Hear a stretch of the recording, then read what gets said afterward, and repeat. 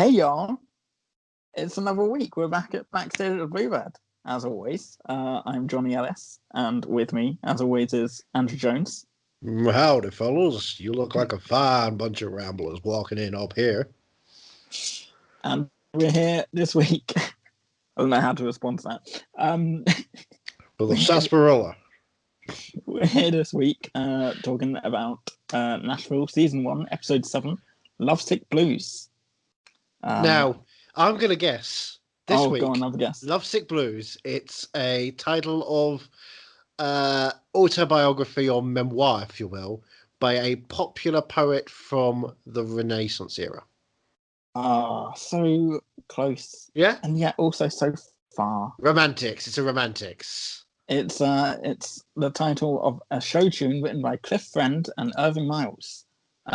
First appeared in the 1922 musical Oh, Ernest. It was recorded by Emmett Miller in 1925 and 1928. And developed by Jim Varney for his classic character Ernest P. Worrell. And later by country music singer Rex Griffin. Okay, yeah, I've heard of him. He's my favourite country music singer. Good, that's all the information we need. Thanks. The recordings by Griffin and Miller inspired Hank Williams. Performed the song during his first appearances on the Louisiana Hayride radio show in 1948. Okay, and the Louisiana Hayride radio show, is that a show that you can listen to only on a hayride, or was it filmed on a hayride? Strictly on hayrides. Okay. You get fined otherwise. And Foghat had a song about that, right? Yeah. Hayride. Take it easy. That's it. There's no bit.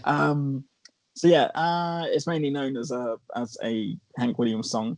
Is it? Because I knew it as a poem, as a memoir released by a poet. Recorded December 22nd, 1948. It's a long time ago. Can we just say September 22nd or December? How old were you then? Me? Because you're old. I was in my late nevers. And released February 11th, 1949. Never forget. So not a massive gap. Not as big as a gap as last week's. Did you say December or September? Recorded December 22nd, 1948. Okay, so February. And obviously they had a break after that because you have to respect, Christmas and Hanukkah. Yeah, of course. Eid Mubarak. Of course. So they recorded this on Christmas Eve. Which at that point was considered summer because Christmas started so late. Yeah. Whereas now Christmas begins in August. I mean, time doesn't matter now. Well, yeah, time is less than a flat circle. Yeah. Which is why we're going back to 2012 television like it's, current day. I've got Lovesick Blues. Well, this week, it's all about Edge Hill. Edge Hill Records. Ed Sheeran's here. From Game of Thrones and Bridget Jones's Baby. Third build in Danny Boyle's Yesterday. Edge Hill, Jesus. Edge Hill Records is doing a live recording of its 25th anniversary show, which they're doing. Multiply. They've got Division. They've got Plus. So they're doing that at the They've got Sign and Co-Sign, both albums. To celebrate their 25th anniversary. Marshall Evans, the head of the studio, wants to follow that release of the live recording with the greatest hits album of Raina James. Yeah, he's not very happy about that. No, but Raina's going to be performing at the 25th anniversary show, of course. Yeah, she's the number one star, and she wants to close the show with one of the new songs. She's been. Her and Liam. Her and Liam McGuinness have been making in the studio. Liam's still a no-no. Liam's still a no-no? Yeah. What do you mean? That's his full name, right? To the record industry. He's still a no-no. Yeah, he's a no-no. And they definitely wouldn't have him on stage at any point during any kind of performance because he's definitely a no-no and the record industry is saying no. Yeah. Goodness no. They're not just saying no, they're saying no. Thank you. It's double. It's twice as much no's. And who's got twice as much no's? Pinocchio. Okay. Meanwhile, Juliet and Sean are having a bit of fun with each other. Their relationship, their fake relationship for Their the PR tabloids, relationship. their Yeah. PR relationship, is moving forward. It blossomed However, quite nicely by the end. You know, I want you to stay in, come in with me.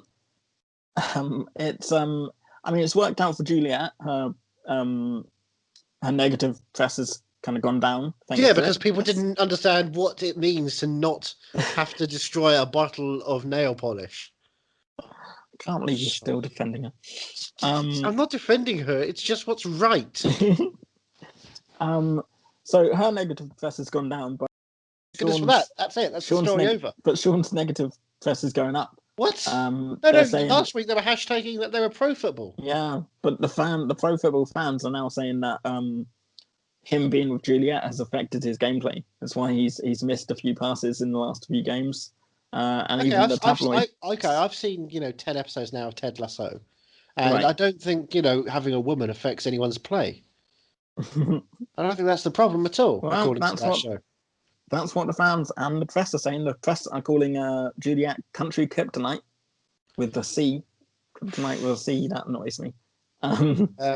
That's well. Otherwise, it'd be country kryptonite with a K for country.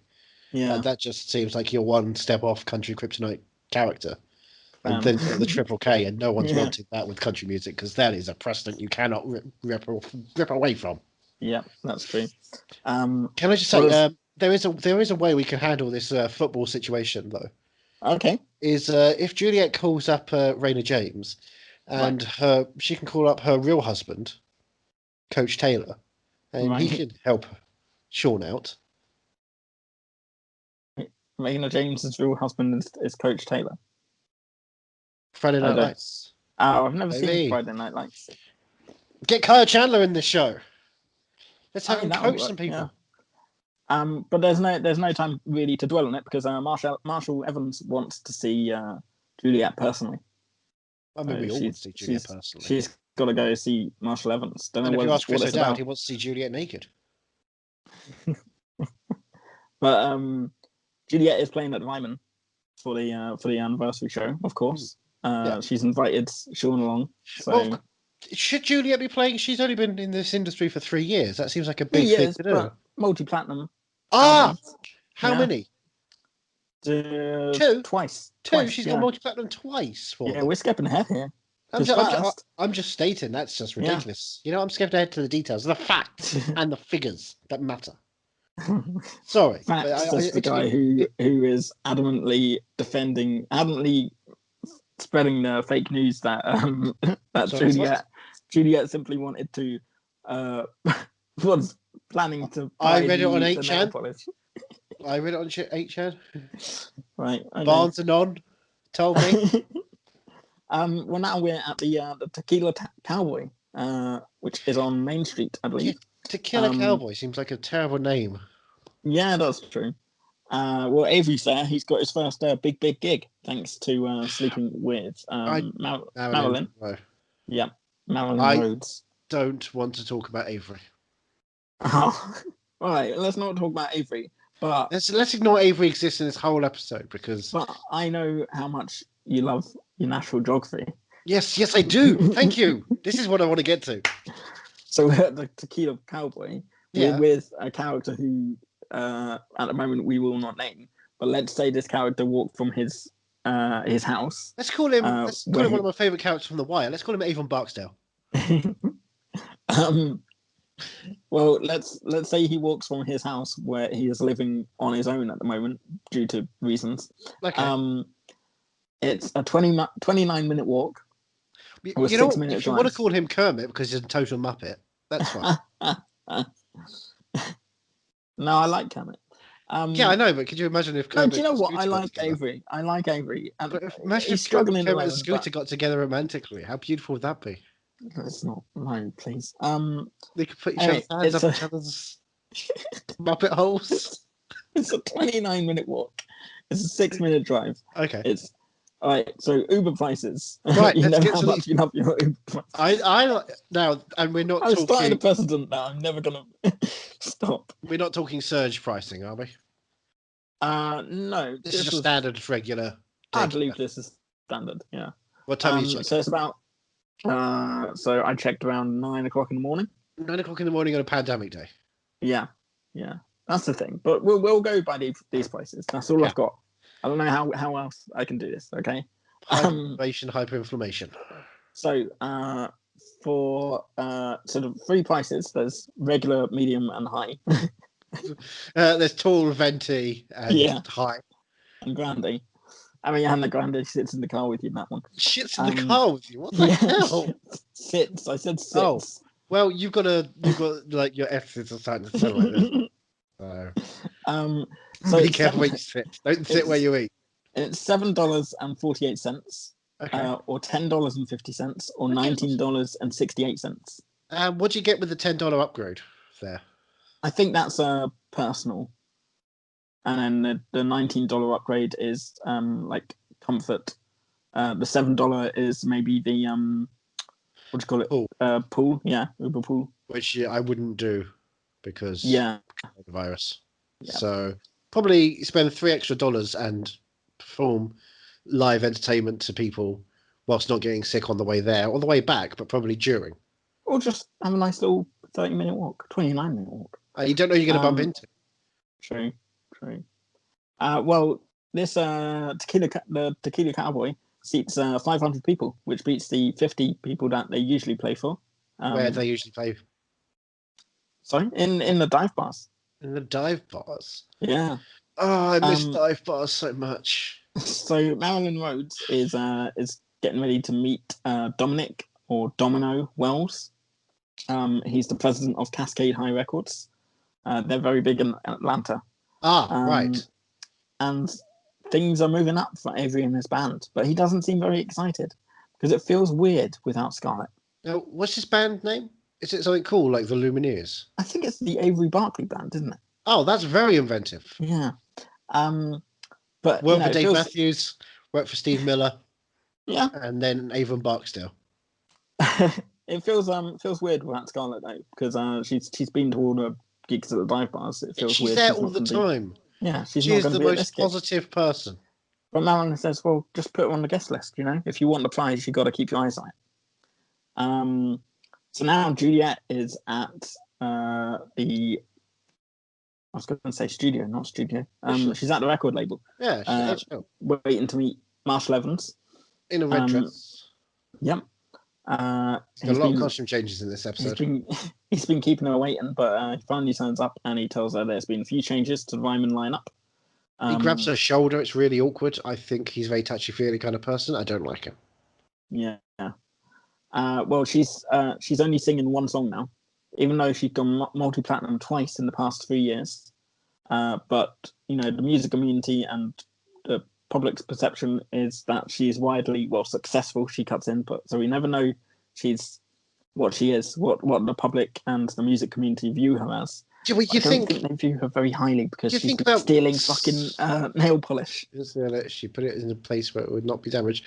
You think about music's legacy. I know these people who had a song, and they were so confident in the song, then they travelled forward almost 1,000 years, and they found out the song eventually did go multi-platinum, and everyone did buy their second album. But even to be fair, outside Michael Jackson, but their legacy kind of didn't revere itself because it took 1,000 years to sell multi-platinum record. So it doesn't really matter.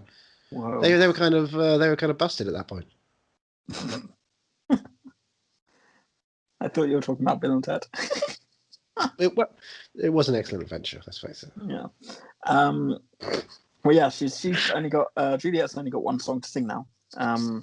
Even though she's made them a lot of money, but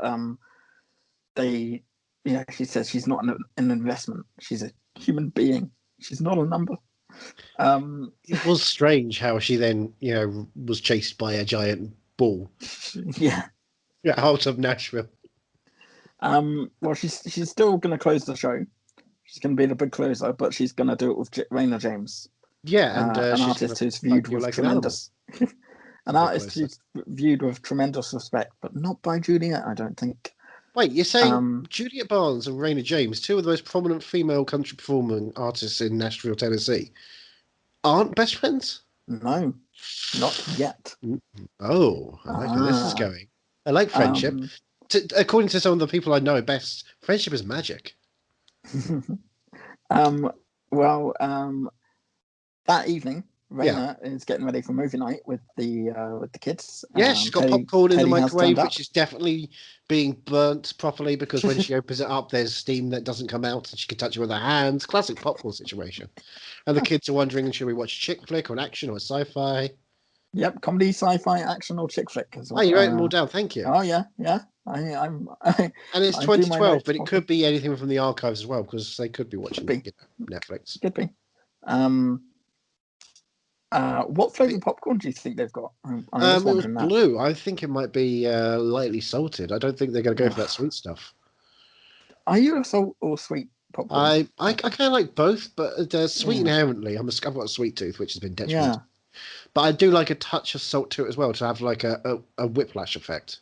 And by that I mean I like to also put in some chocolate raisins. Right. And get a chair thrown at you. Teddy's turned up and he's going to join in for movie night. It's a nice little family night, and Raina and Teddy sort of have a little catch up on how's work going, how's the election going. Because they don't see each other way enough. up. Yeah, They Teddy's don't. They're numbers busy. are They're both busy. way up. They are way up. And then Teddy gets a call from Coleman, of all people. Yeah, Ted Theodore Logan gets a call from Coleman. Coleman wants to speak privately at Riverwalk, like right now. So Teddy's got to head off and go see Coleman. So chick flick it is. Yeah, that means it puts their family movie night into a girls' movie night. And what do you reckon they watch? I hope they watch Easy A. That's a nice chick flick. It's probably going to be Mean Girls or something, I imagine. Yeah, that's too obvious, though. I figured they'd go for something a bit more interesting. I like Emma Stone and Lindsay Lohan anyway. Well, hey, now we are. Do you know where we are? I've got a feeling we're in Tennessee somewhere, but I haven't got quite down to the specifics. You're the geography guy. We are backstage at the Bluebird. Woohoo! Well, yeah, I know where we are now. I thought you meant in the show. Oh, yeah, in the show. We're backstage at the Bluebird. What? We're not backstage at the Bluebird. Oh. We are kind of, almost a bit. But the stage is... going to go all the way. Deacon's there and he's singing Papa Writes to Johnny. What do you think of that song? No, okay, nice. I wanted to get to this.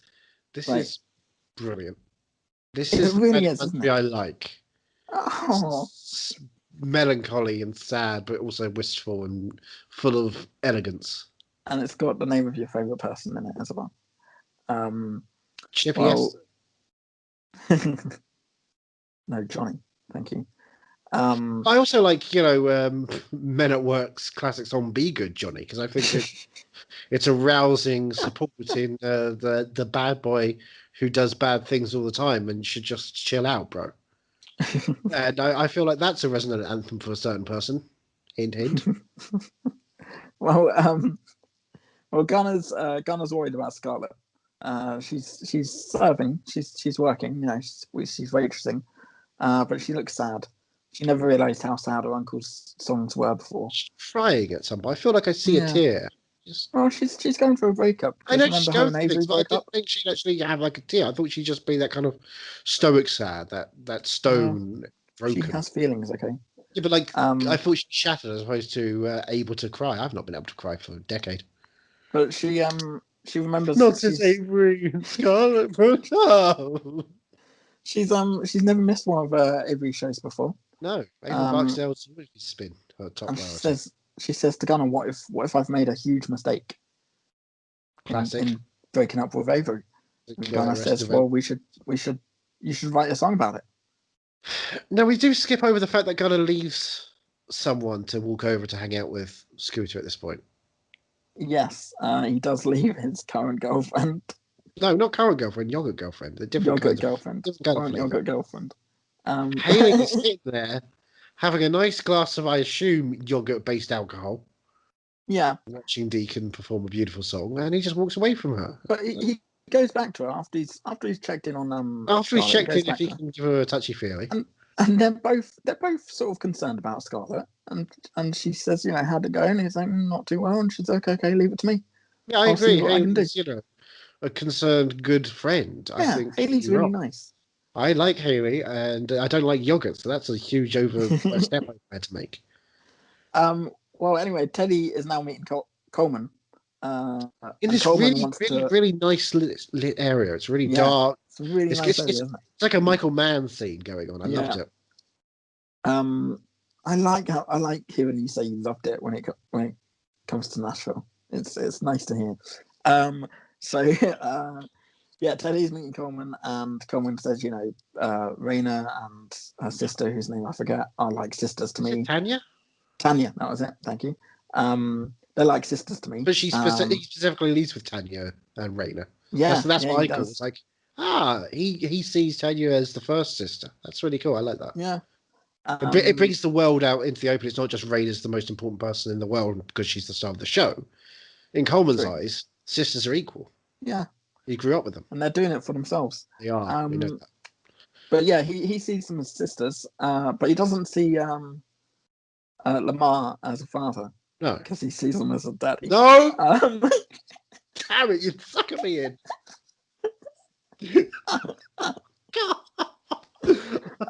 Anyway, and he's learned, despite only seeing Lamar as a daddy, not a father, he's learned a lot from Lamar about how to silence enemies. So he wants to discuss and he does what I think is one of the great lines from a Nickelback song, because he he goes to Ted, he goes, "Look at this photograph." Well, yeah, Coleman wants to discuss a withdrawal. So Coleman's going to withdraw from the race. Right. Oh, wait, no, it's Teddy's withdrawal he wants to discuss. Teddy's got till the weekend to decide.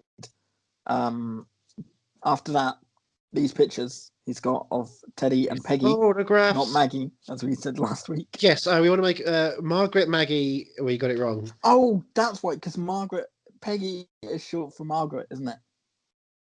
Yeah. Yeah. That's what it was. It's Peggy. Yeah. Anyway, she's Skylar's sister. We don't care. So he's got until the weekend to decide, and then after that, these pictures of Teddy and Peggy are going to get released to the press. Now, we want to make it clear: it's Teddy and a girl named Peggy. It's not Teddy getting Peggied. No, not yet. Not yet. That's the second series. Yeah. That's when we go backstage at his Bluebird. Teddy tries to tell Coleman, it's not what you think. This is completely innocent. And Coleman says, "No, I believe you. I believe you. Yeah, but sure. No one else is going to believe. The public will decide. Yeah. And when you leave it up to us, the public, the normal people, and you say, hey, look, yeah, I don't know, I'm the doctor at the White House. He's definitely doing fine. And we go, well, you lied before. Who knows, right? Keeping it current. He's probably dead by now. And do you know where all this took place? I want to say this took place in Athens, Georgia. Nashville. That's the title tells us. Nashville. Yep. Tennessee. Right around the corner from where we are. Yep. Jeepers. So this episode took a twist. So we're back at Juliet's house. What a house. What a house. Windows and blocks and a pool that's infinite. She's still not happy that she has to perform with Raina. She's past her prime. But Juliet thinks they wanted to make it look like she's under Raina's wing, like Raina approves of Juliet. Yeah, it's passing a torch to some degree. Yeah, but she's not happy with that. It's Madonna and Britney and was it Christina? Do they do a thing? Oh God, I can't remember that. I don't know much about that. That's not country. Sorry. So now we're back. But it was country when she did, American Pie. She did that as a country style. I suppose so. Yeah. She wore a cowboy hat. Makes the people come together. She wore a cowboy hat for that. Had Ali G hang out with her. Well, now we're at. Is Ali G at all in Nashville? No. Do we see Bruno? Borat? No. Borat 2? Not. Subsequent movie film? We're back at Lamar's office. Sorry. No, you're right. You're 100% right. Daddy's office. We're back at Daddy's office. At the whiskey house of Nashville. And he does make you want to hold whiskey, doesn't it? The man can't not hold a glass of whiskey. And he said, which is why last week Raina was just down in shots of it happy. It's just in her blood, probably literally. Well, Daddy says, Peggy, her husband, is 15 years older than her, and he's away while she's volunteering for your campaign. It's not a good look. It's suspect. Let's face it. They know each other. They hang out with each other, and she's horny on Maine. Mm-hmm. And the pictures are going to will surface whether Teddy drops out of the race or not. Mm-hmm. So he's just got to tell everybody as much of the truth as he needs to. The paper trail if you walk the fine line between how much you don't say and how much you don't lie, you might get away with it. Yeah, and the paper trail on the embezzlement thing that's been wiped clean. On Cumberland. There's no need to worry. Yeah, there's no need to worry about that. Okay. The thing they need to worry about right now is getting rid of Peggy, and it's a shame, but they need to do it. Get rid of? Yeah. No, I'm doing the jewels in Volvision. No. Gun. No, nothing like that. Nothing like that. Okay. Just take her out. Oh. Well, now we're at Deacons. Sorry, not Deacons. Scarlett and Deacons. I think given how little anyone's paying rent last week, I think it's Deacons, and Scooter's just hanging out with her unkie. I'm ignoring that. Unkie Chippy. Well, she's rushing around cleaning up, trying. She's acting like a guest when she isn't a guest. She's a lodger. She's there for the long haul. Yeah. Well, Deacon says rule number 1: when a relationship ends, you need to get out of the house. So he's going to put her on the list for the Edge Hill show at the Ryman. No, if I just broken up with someone, the last thing I want to do is go to an Ed Sheeran show. And if I was going out with someone, the last thing I'd want to do is go to an Ed Sheeran show. So basically, Deacon should stop sending people to Ed Sheeran shows. I gotta say, I liked the little exchange they had where she's like, "Oh, I don't want it," and then he kind of gives her the look, and she's like, "I can't wait." It's just a nice, don't you think? Nice little uncle details. That make it feel like a life lived. Yeah, it makes them feel like their actual family, and I don't know, that tiny little moment just did something for me. It's nice, it's sweet. I think a lot of things featuring Claire Bowen do something for you, though. Well, we'll get to that. We'll get to that. Johnny's going to be horny on Maine in a second. Don't you worry, guys. Oh, this is going to be fun. So she asks Deacon about the gig coming up, the 25th anniversary show. He's going to be playing for the house band. The house band. So he's there for the entire show. Yeah, he's going to be playing for everyone, including Raina. What? Who fired him? Raina. That's going to be interesting. Oh boy. Speaking of Raina, we're now at the rehearsal. And she is reciting the chick flick her and her daughters watched last night in graphic detail. Well, she was, but then she sees Deacon and they have a little awkward encounter. She asked Deacon how he's been. He says he can't complain, so he won't. I always like that. That's what I always say. Can't complain, so I won't. I just say, if someone says, "How are you doing?" Go, "Yeah, no." Actually, no, I say, I can't complain, and then I go, "Well, I could, but I can't be asked." That's too many words. I drop the words and just do body language. If I can't do body languages. Well, Liam McGuinness meets Deacon. Liam's a big fan. And he's wondering why... Big fan of... Why Deacon never pursue a solo career, Liam's all out for me. I think Liam should record an album with Deacon, really. Ditch Raina and go for Deacon, yeah. Don't ditch Raina. Keep working with Raina, but also work with Deacon and make you've got to be team Raina or team Deacon. I am team duo. Thank you very much. They're both great at doing what they do, and I don't want them to be a feud. So Marshall was turned up to give Raina news of who she's going to perform with. Raina's not happy with that. Now, I'm going to guess it's the hologram of Tupac. No, it's Juliet, remember? Because Juliet was told she was going to be playing with Raina, so Raina's got to be told she's playing with Juliet. Oh, you see, I thought that was going to be like a double bluff situation. No. Oh. Well, so who is going to duet with the hologram of Tupac on this show? Oh, Tupac's running the show. It's his show. He's not. Oh, so basically, in this case, he is the Scooter of the show. Oh, God. Great, Stop I love saying it. Scooter. Why should I denounce the best Muppet? Anyway, well, she's Raina's not happy. She doesn't take orders. Well, Marshall says, well, then we're going to be releasing your greatest hits immediately then, if you don't take orders. So it looks like she's going to be taking orders. Yeah, and definitely. now we're back in the studio with Raina and Liam. Yeah, we Juliet didn't knows how mention to how play this the game. episode opened, though. How did this episode open? It opened with a shot of the microphone hanging Oh, from yeah. the ceiling. Yeah. Like we're always listening. We are And they're always always, listening. and thus they're always performing. Yeah. Is this a metaphor for Nashville? Or a It is. metaphor for America? Or even the world? Someone's Just always life. listening and we're always performing. Life Pretty in general. much. Just makes you think. Well, But here we are in the studio. They're having a little gossip about Juliet. She knows how to play the game. She's packed a lot of records. So Raina calls Bucky, and she says, "Well, tell the label that if she's going to do the Juliet duet, then the next album has to be produced by Liam. Otherwise, she's not doing the duet. It's The Juliet manipulation. duet. Yep, it's manipulation or it's negotiation. Take your pick." And now we're back at. She learned from her daddy. No, yeah, no, doesn't work. Doesn't work. Yeah. Everywhere you can try. By the end of the show, I may one day be able to say the D word. Well, now we're at the Ryman Auditorium with Deacon and Juliet. Juliet stood on the stage. She's only ever sat in the audience before. She just wanted to see the view from the stage. Yeah, I've stood in the audience. I've never. I don't think I sat down.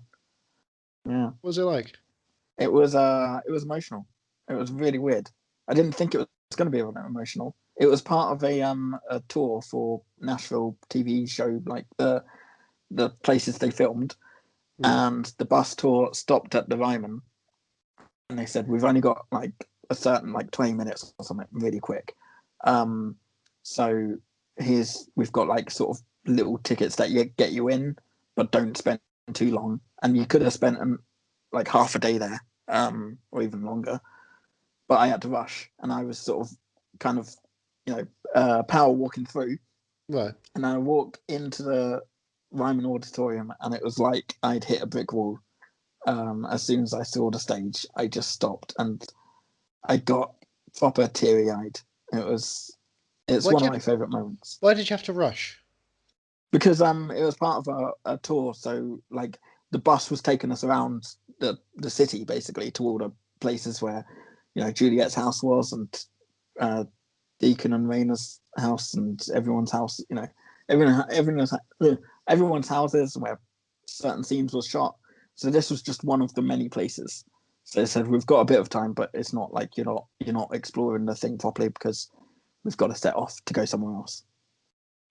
But yeah, it was really good. It was one of my favorite moments in Nashville, for sure. Well, we'll go together one day. Well, we are in Nashville all the time. We are in Nashville. Yeah, true. Isn't one of your favorite moments in Nashville just hanging out with me backstage? I mean, that's that doesn't need to be said. That's obvious, surely. I feel like we're 7 episodes in. The way you've been staring at me reciting this story, you had more love in your eyes there than every time you look at me, and I don't like how much you don't respect me. I'm sorry. I really do love you. Not as much as I love something else, which we'll get onto later in the show. So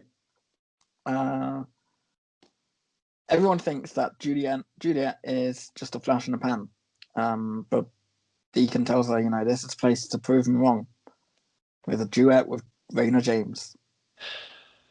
Do you know what they should sing? Sorry? Do you know what they should sing? They should sing Telescope. That song slaps. Oh, you got the wrong song. Well, now we're back at Deacon's house.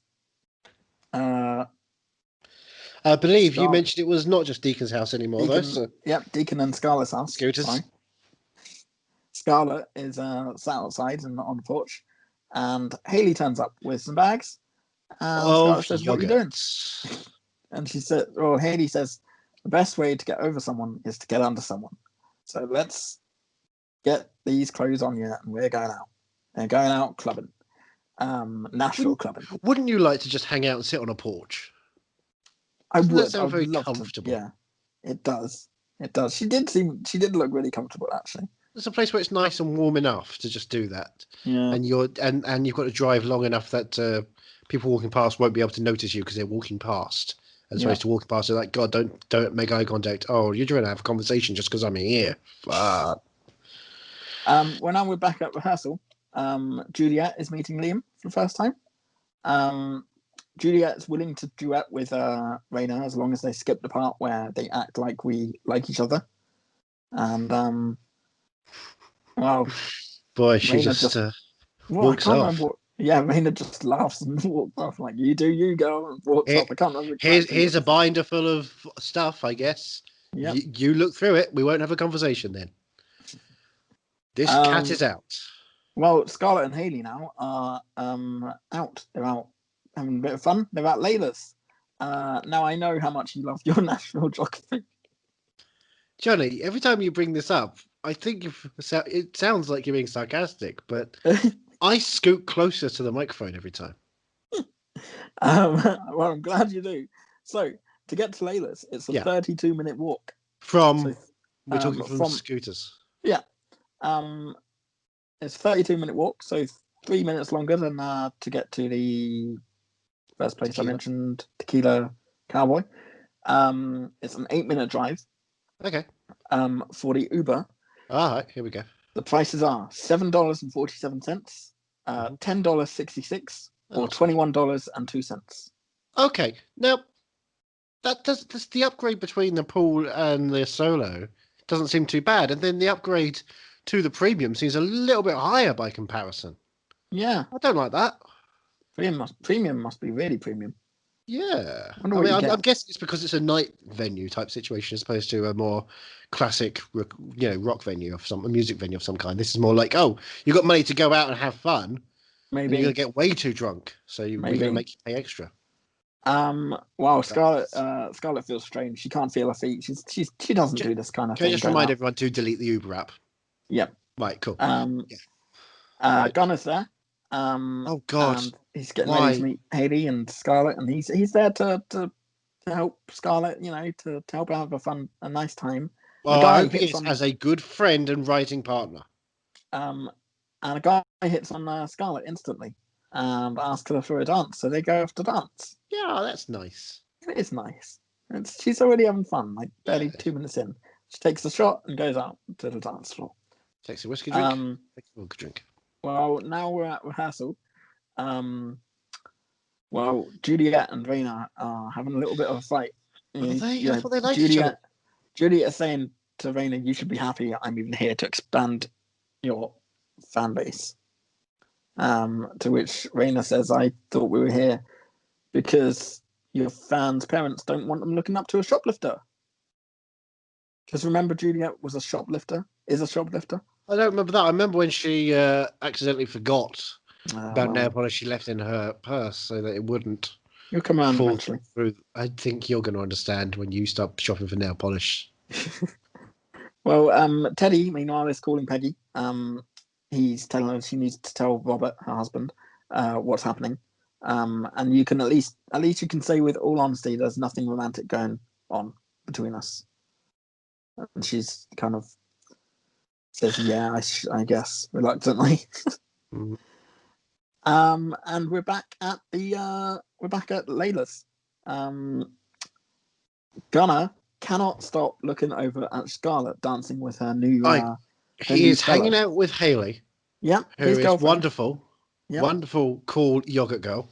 Yeah, and he's looking over at his friend in a way that I don't believe is in a concerned way, but more is like I'm concerned for myself way. Detective, surely. I don't like it. Well, I'm wagging my finger. I do not like it. It's a no to Gunnar. The band starts up another song. Yes, because they've been playing a nice, comfortable song. Yeah.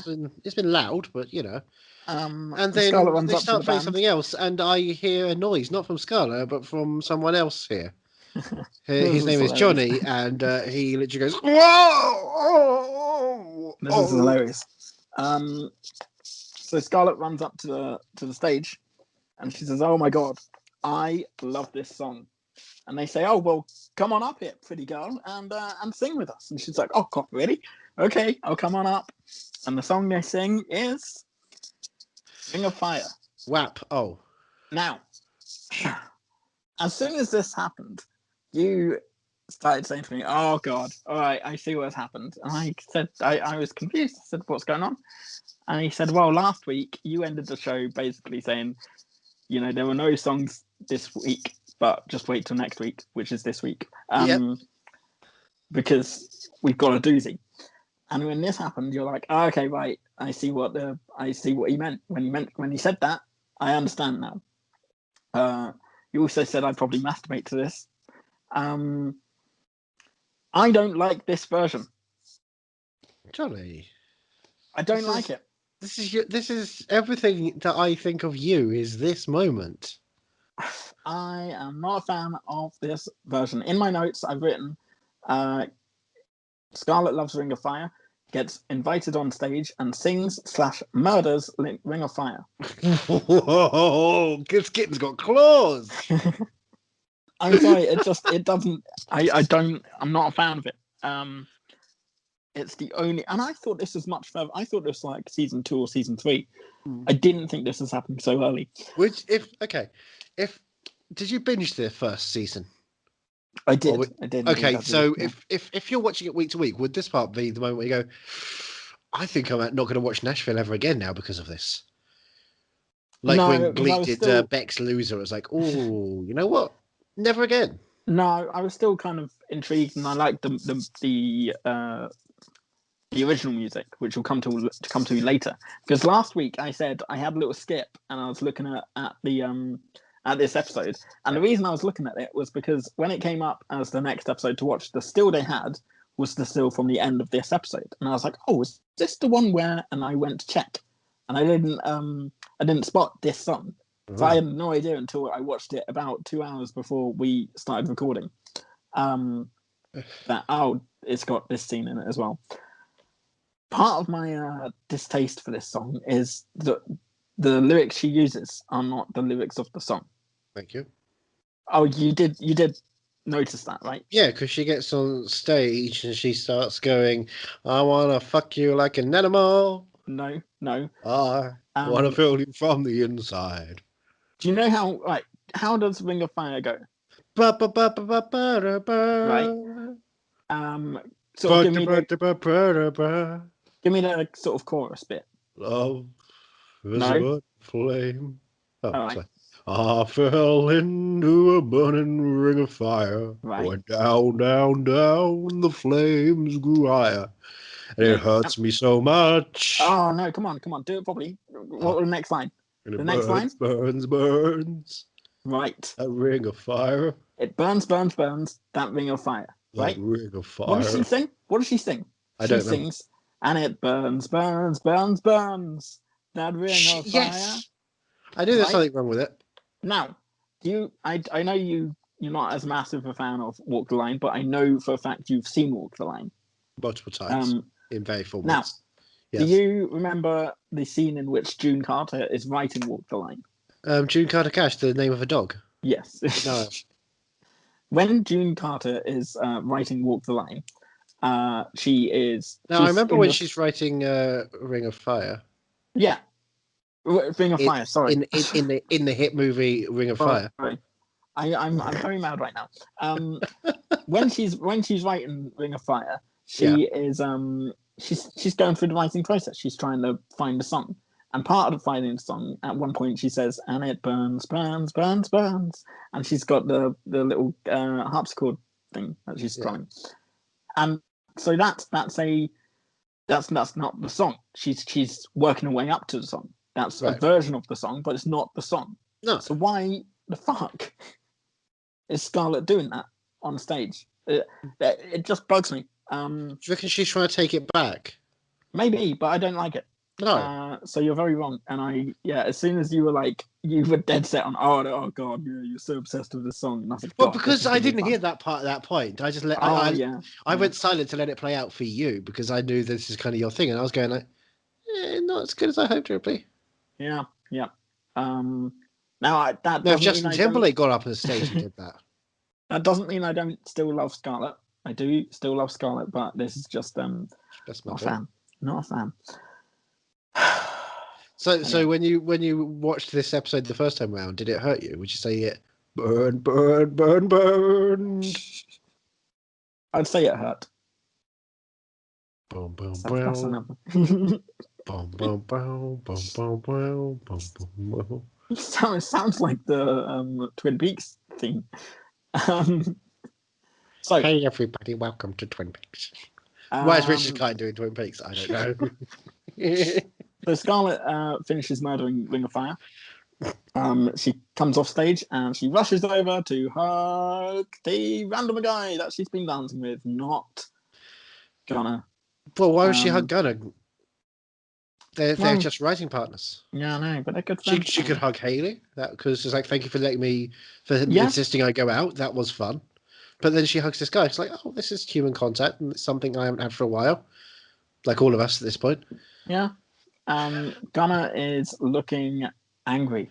Oh, he is. So weird. I do not like. This is why I don't like Gunnar. He's weird. Yeah, it's so strange. And it feels like he's concerned for a friend to the point where he kind of wants to hang out with a friend too much. And it's like, have you got a crush on your friend, dude? Don't do that. Yeah. It's like whenever I see you hang out with someone else. I'm the Gunnar. I'm the Gunnar. Well, Scarlett and her new friend, Squeeze. Let's call it Squeeze. Her new Squeeze. Scarlett and go Squeeze. Off together. Yes, they do. Gunnar has gone off to get a drink, and he sees them two together, and the Squeeze leans in and squeezes a little kiss. Yeah, it's quite sweet. Quite cute. It is quite sweet. But Gunnar sees this, and he comes in and saves Scarlett. That's what he thinks he's doing anyway. It's not. It just gets worse and worse. I hate Gunnar so. Don't hate Gunnar. Just much. He just doesn't know how to admit his feelings, and he's trying to date Haley to ignore his feelings. Exactly, and I feel like he doesn't understand the yogurt he's got in his lap at the moment. Yeah. He wants the Muppet over on the other side, but he doesn't know how good yogurt is. Oh, well, anyway. He's so anti anything but Muppet. He doesn't understand how probiotics are. It's great. Well, now we're back at rehearsal. They're still trying to find the one song they're allowed to sing to close the show with. And I don't know why it's not "Fuck the Police." Obviously, that's the way to go about it. Raina's saying it would be the only way they could ever use the N-word on stage, and then they'll get booed in Nashville. Because it's rap music, and they wouldn't like rap music in Nashville. That's the joke. I'm assuming they're racist. Raina is saying, people go to the Ryman to make history. But Juliet's saying she could have written 3 songs in the time that Raina's been sat there reminiscing about all the glory days. And Raina brings out the big guns and says, "You have not earned your place." And everyone here knows it. This is what we call in the industry a clapback. Yeah. So and it's well deserved. Well, they're just as bad as each other. They are just as bad as each other, but one person saying, "Oh, this is taking too long," to someone who's got such a legacy. That's like going up to Steve Martin and saying, "Oh, this joke is just rambling." It's like, no, but the punchline's so fucking good. You have to let it happen. Well, Juliet just storms off. She's not taking this anymore. She's gone. Deacon gets up and Liam says something very important. She needs to get laid. Raina says, "Oh, that is not her problem." As in, that's not Juliet's problem. Juliet's problem isn't that she needs to get laid. But Deacon rises to Juliet's defense, and he says, "Remember when you were starting out and no one took you seriously, So he throws a CD at her, or coaster. And he says, "This is Undermine. Listen to it. I wrote the first verse. She wrote everything else. You listen to that and tell me that she doesn't have what it takes to be a great songwriter." And he storms off to go. He puts the coaster down on the table so she can use it. Yeah. Very kind of him. Juliet's back at her place. Sean's come over. And she instantly starts making out with him. She takes him to the sofa and they get their tops off. But Sean, she needs to get laid, but she doesn't because Sean calls it off and he says, no, this isn't the right time. He's not into casual sex. He's not But gay. he's got tattoos. He's But got he's not into casual tattoos. sex, Yeah, and he's but not gay, even though he's not gay. she asks. Because she thinks he's acting like a girl. Yeah. And so she needs some first-hand knowledge. Well, he just wants to take things slow. Juliet's not very happy with that. She just wants to blow off some steam and maybe blow him off. And she does blow him off technically. She blows him off. I don't think she wants to blow him off. I think she just wants to lay there and be queen. Yeah. She's got some whack big time. Well, she kicks him out, and they say I'm unsatisfied. I'm sure she has something in the house. She's got lots of things in the house. Look, that house is fully filled. They've got glass in a cocktail shaker at one point. When did she go out and buy a cocktail shaker? She's got stuff sitting around that she doesn't know. She will explore what she needs to explore and deal with what needs to be dealt with. Juliet Barnes is fine. She knows where to hide the nail polish, let's face it. Well, meanwhile, Scarlett has turned up at Avery's. And, this is their first time seeing each other since they've broken up. Scarlett's upset. She kind of comes right into the house and she says, I've been trying to follow all these stupid rules, but she misses Avery. But then who's that in the background? It's Marilyn in just a bra coming out of the room, getting dressed. Now, we've seen Marilyn before when she's just in a white dress and it gets blown up and we get to see a little bit more. Wrong Marilyn. Oh, sorry. Right, okay. Now, we've seen Marilyn before and he's singing about the beautiful people. It all depends on you, the size of your steeple. You can't see the forest from the trees and you can't see your own bullshit from your knees. Hey, you, Marilyn. What do you see? Something beautiful or something free? Hey, you, are you going to be me? Da-da-da-da-da-da-dee-dee. I think Marilyn is just spinning Avery right round, like a record baby. Round. Yep. Round? Anyway, Raina's turned up at Juliet's because, Juliet didn't get what she needed from Sean, so maybe Raina's there to you know what? Look, Teddy's busy with Peggy. Yep. So Raina's going to need to get something somewhere, and Deacon's not doing it for her anymore. And I don't think Coleman's going to be up for that. Raina says we need to start over. There's one solution, and that solution is they need to write a song together. Yay!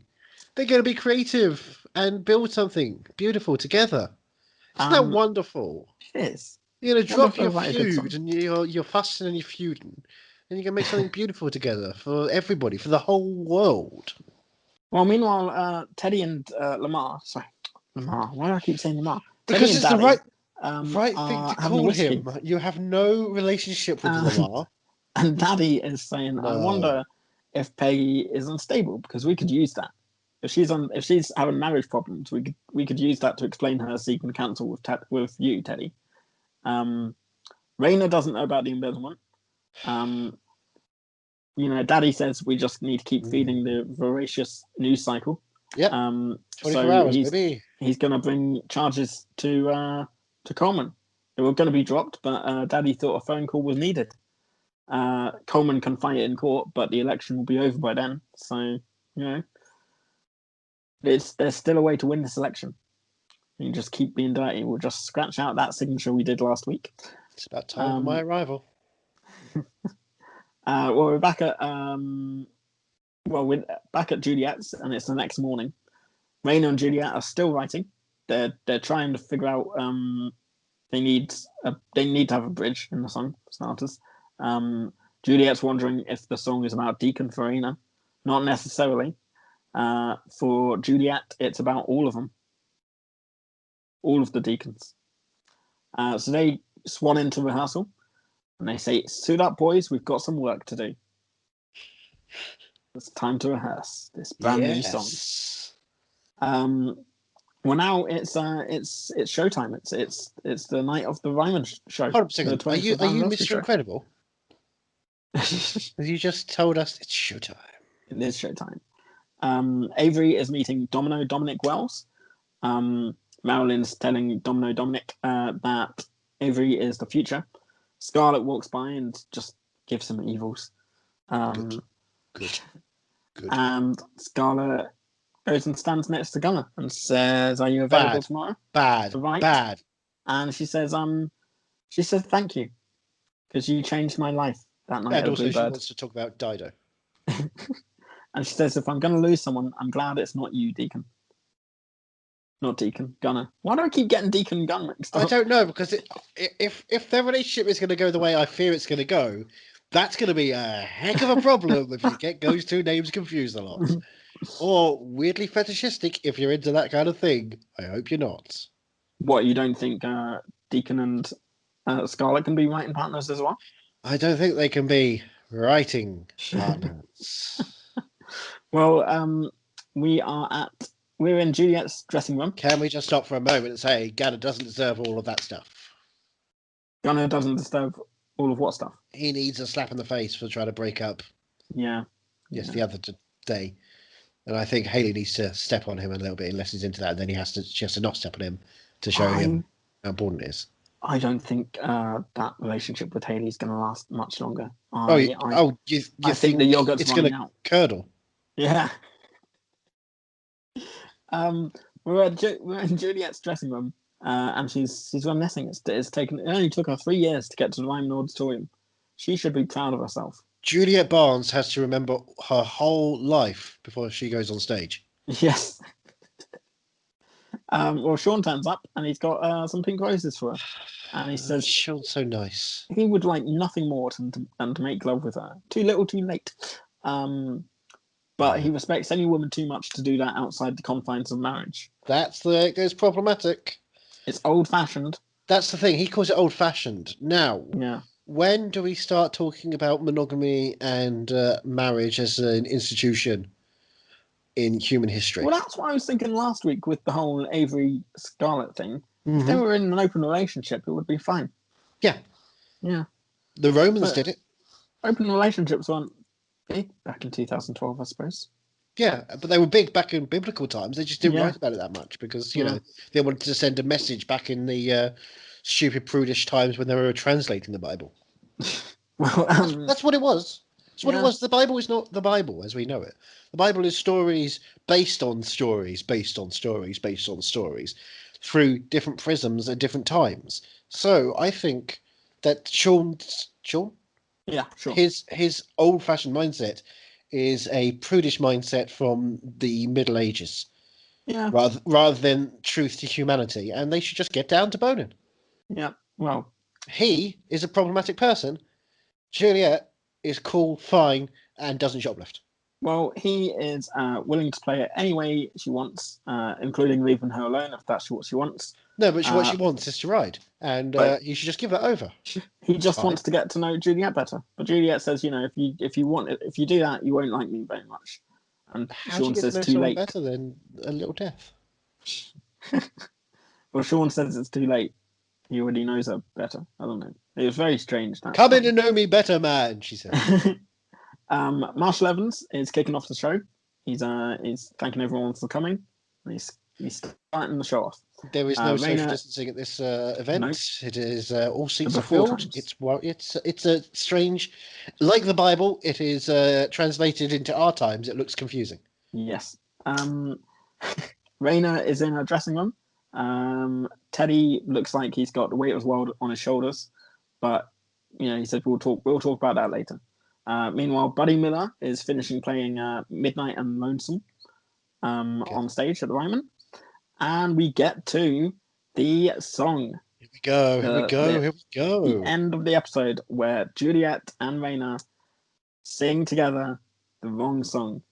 Not the wrong song, they sing wrong song. Now, this is the thing that I said that I was referencing last week. When this was a real Lovesick Blue. Yeah, this is... I love this song. What do you think? What do you think of it? This is all killer, no filler, this song. Comes out the gate, Raina bounces around, starts singing. Juliet comes in to harmonise and sing along as well, and it just punches. It's so good, isn't it? This thing slaps. It's so good, and it's. I mean, usually what I do during an episode, because I've got ADD, is I play a game at the same time as watching, so I can ingest too much going on, so I can be able to focus. I stopped because I knew this was going to be so important. I had to watch, and it was worth it. Well, where do you see it going from here? Because they've Well, I shown mean, that they're good on stage together. was it Marshall? Was it Marshall saying that this thing's going to be a huge hit? Yeah. And then I believe someone in the back was he had a bandaged hand. He got a phone. He rang up a number. And hey, Chuck, it's your cousin Marvin. You know, Marvin Berry, and listen to this. Marvin's confused because the wrong song coming over his speakers. Yeah, I just love this song. This is great. And then they're dancing there with Liam on stage. Yep. He's now on stage. He went from unapproved producer to on stage at the 25th anniversary show. And they both go over to Gunner. Oh boy, they both go over to Gunner. To Deacon. Not a problem that you're now saying Deacon is Gunner as well. This is double the confusion. Deacon is waving his guitar. Raina walks over and basically sings on his shoulder, which is so cute. And then Juliet comes over and gets into like a Deacon sandwich where the bread is two great singers. And this is just music beauty. You know when Bradley Cooper's and Lady Gaga's did Shallow? Right. That was rubbish. This is Shallow 2.0. Right? Oh, I'm so glad you like this. This was like, I was watching this with the camera setups and the lighting and the huge massive production thinking, I mean, this is episode 7. This isn't a pilot. This isn't a finale. This isn't mid-season. This isn't Sweeps Week. This is just an episode, and they are throwing it out there like it's the best thing ever. This is awesome. I'm so glad you've no idea how glad I am to say that. Oh, I had fun watching these two now new best friends perform what I'm sure is the start of a great touring relationship where they'll always be hanging out together and nothing will go wrong. Well, see, that's the thing. They Raina and Juliet forever, like Avery and Scooter were. At the end of the song, they're looking at each other and they're like, there's a look that kind of says that they still don't like each other, but they can't. They can't say it on stage. But they also can't deny the chemistry they've got on stage. I didn't read that. I read it was both of them doing like the performance of I'm looking at you and we're smiling, but we still have daggers in our eyes for each other. But we'll put our hands around each other because we know we're doing this for the publicity. And we're both great at stage presence. I read it as like I still don't like you, but I can't deny it. We do have something. We could be good together. Maybe I'm just cynical and broken in this life.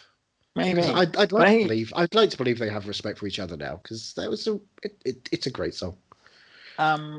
Well, you said this isn't a mid-season finale, but next week is. Oh, yeah! Christ, episode 8 is Christmas. Yep, it is Christmas. 5th of December was the air date. Oh, okay. We'll talk about that next week. But meanwhile, where can you find you to praise you on finally? I feel like this is a straw that broke the camel's back here. This is you finally come to your senses and you are in it. Wait, in what way? In what way? Because I've been enjoying the show for a couple of weeks. You have been, but I've never heard you phrase it so. Well, this is based on 3 musical numbers. Yeah.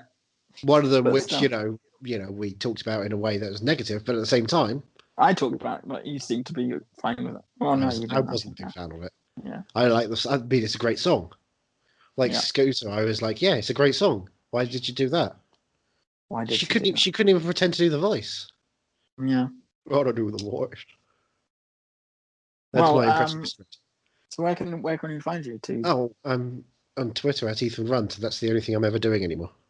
Well, I am on Twitter at movie_mad. Thank you. Also, we're both on Twitter. We should hang out sometime. We should. I don't ask because I assume you jump in, or because you always jump in. This is your podcast. You jump in and talk over me. At Bluebird_pod.